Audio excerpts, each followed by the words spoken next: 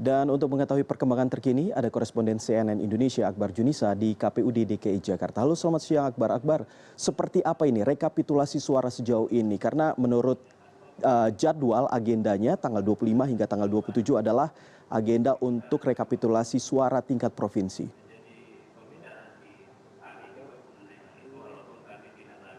Ya, selamat siang Iqbal. Untuk proses rekapitulasi sendiri saat ini memang KPU DKI Jakarta sudah menyelesaikan rekapitulasi tingkat kabupaten kota, di mana nantinya akan dilanjutkan kepada proses rekapitulasi tingkat provinsi yang akan dilakukan sekaligus diplenukan oleh KPU DKI Jakarta pada esok hari atau pada tanggal 26 Februari, di mana menurut KPU DKI Jakarta sendiri, menurut komisioner ataupun ketua KPU DKI Jakarta sendiri, hasil dari rekapitulasi tingkat kabupaten kota ini juga tentu tidak akan berbeda dengan nantinya pada saat proses, tidak jauh berbeda maksud saya dengan proses rekapitulasi yang dilakukan oleh KPU DKI Jakarta untuk tingkat provinsi.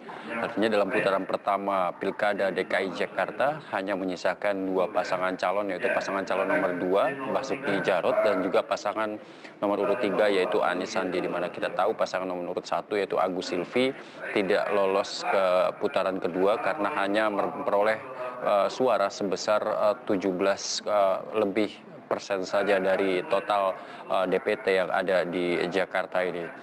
Untuk putaran kedua atau dalam Pilkada DKI putaran kedua nanti tentu akan diatur kembali oleh KPUD terkait aturan main dan juga aturan kampanye yang akan dilakukan oleh kedua pasangan calon yang tersisa ini. Iqbal. Akbar, kalau tadi berdasarkan informasi dari KPUD bahwa pasangan nomor urut 3 begitu, satu maksud saya sudah tidak mungkin lagi untuk maju ke putaran kedua. Lalu apakah KPUD DKI ini sudah memulai persiapan untuk putaran kedua nanti, Akbar?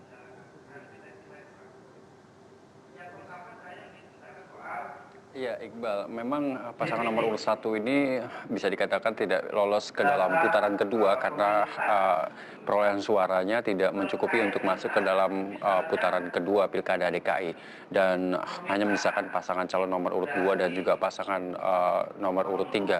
Dan untuk masuk dalam kampanye atau pertarungan Pilkada DKI Jakarta di putaran kedua ini sendiri, memang 4 partai politik koalisi CKS yang sebelumnya mendukung pasangan Agus Silvi ini rencananya akan bermanuver atau akan mengalihkan dukungannya kepada salah satu calon yang akan mereka pilih atau masing-masing parpol ini pilih. Dan untuk mengatur terkait dengan teknis dan juga prosedur serta mekanisme pengalihan dukungan tersebut, KPUD mempersilahkan kepada 4 parpol koalisi CKS ini yang tadinya mendukung pasangan nomor urut 1 untuk memberikan dukungannya kepada baik pasangan calon nomor urut 2 ataupun ketiga yang menurut pilihan mereka, karena secara administrasi KPU DKI Jakarta tidak akan mencatat dukungan politik yang diberikan oleh 4 parpol CKS ini sebagai partai pengusung pasangan calon yang tersisa. Namun dukungan politik yang diberikan kepada masing-masing calon dari 4 parpol ini hanya sebagai dukungan sebatas partai pendukung saja, namun bukan sebagai partai pengusung, karena secara administrasi KPU DKI Jakarta hanya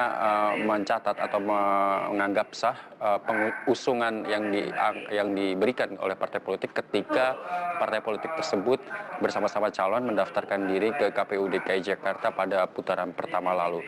Dan ada aturan-aturan lain juga yang diatur oleh KPU DKI Jakarta untuk mempersiapkan dalam kampanye putaran kedua, seperti kewajiban cuti bagi calon petahana, di mana sebelumnya ada pro kontra terkait kewajiban cuti petahana dalam kampanye putaran kedua ini. Namun KPU DKI Jakarta menegaskan bahwa calon petahana dalam kampanye putaran kedua harus cuti selama dia melakukan kampanye itu selama 1 bulan lebih tersebut, karena menurut KPU DKI Jakarta memang dalam Undang-Undang Nomor 10 Tahun 2016 tidak diatur tentang kampanye putaran kedua, namun KPU DKI Jakarta memiliki wewenang untuk mengatur kewajiban mengambil cuti bagi calon petahana ketika ikut dalam kampanye putaran kedua. Tidak hanya itu juga, dalam kampanye putaran kedua nantinya KPU DKI Jakarta akan mengatur mekanisme yang berbeda dengan kampanye putaran pertama, di mana dalam kampanye putaran kedua ini KPU DKI Jakarta akan lebih menekankan kepada penajaman visi misi bagi masing-masing calon untuk berdialog dengan konstituen. Artinya pemasangan alat peraga kampanye akan dikurangi atau bahkan akan ditiadakan oleh KPU DKI Jakarta. Iqbal. Baik, Akbar Junisa, koresponden CNN Indonesia. Terima kasih atas informasi dari Anda.